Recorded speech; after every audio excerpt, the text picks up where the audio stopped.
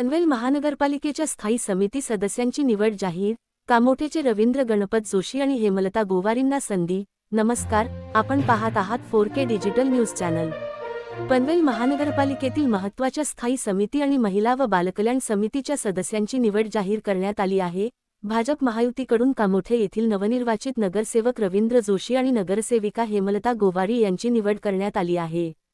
याचबरोबर प्रवीण पाटील, मधु पाटील, समीर कदम, बबन मुकादम, रवींद्र भगत, विजय खानावकर, राजश्री वावेकर, मनोज भुजबळ, रुचिता लोंढे आणि अजय बहिरा यांचीही समित्यांवर निवड झाली आहे.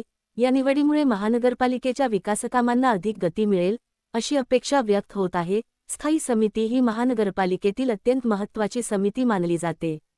पालिकेचे अंदाजपत्रक, आर्थिक निर्णय, टेंडर आणि मोठ्या विकासकामांवरील खर्चाला मंजुरी देण्याचे काम या समितीकडे असते. तसेच महिला व बालकल्याण समिती महिलांशी व बालकांशी संबंधित योजना, आरोग्य, शिक्षण आणि सामाजिक उपक्रमांवर लक्ष ठेवण्याचे काम करते. नवीन निवड झालेल्या सदस्यांमुळे पनवेल शहरातील विकासकामांना अधिक चालना मिळेल, अशी अपेक्षा व्यक्त होत आहे.